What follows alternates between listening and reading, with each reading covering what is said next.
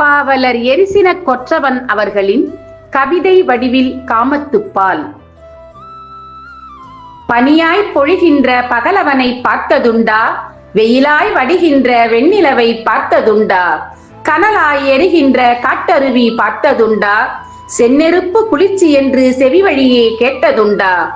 கசப்பை தருகின்ற கற்கண்டை பார்த்ததுண்டா? கருப்பு நிற வானவில்லை கண்கொண்டு பார்த்ததுண்டா? செந்நிற மேனியிலே செந்தட்டி பட்டுவிட்டால் சிலிர்ப்பாய் இருக்குமென்று சிலரேனும் சொன்னதுண்டா? அரளி விதைக்குள்ளே அமுதபானம் உள்ளதென்று அரைத்து அதை உண்டவர்தான் அனைவருக்கும் சொன்னதுண்டா? யாழெடுத்து மீட்டையிலே அது போர்ப்பறை போல் ஒலித்ததுண்டா? அழகு மயில் பார்க்கையிலே அது அருவருப்பாய் தெரிந்ததுண்டா?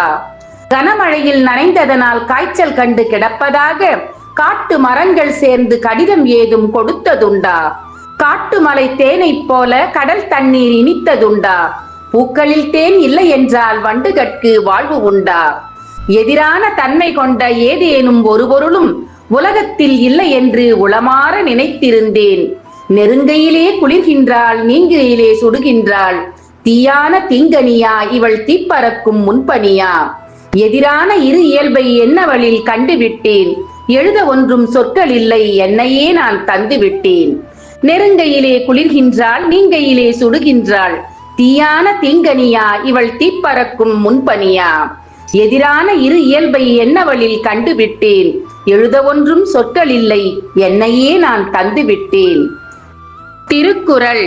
பால் காமத்துப்பால். இயல் களவியல். அதிகாரம் 111. புணர்ச்சி மகிழ்தல்.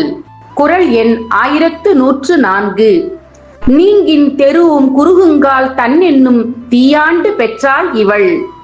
பொருள். விலகினால் சுடக்கூடியதும் நெருங்கினால் குளிரக்கூடியதுமான புதுவகை நெருப்பை இவள் எங்கிருந்து பெற்றாள்?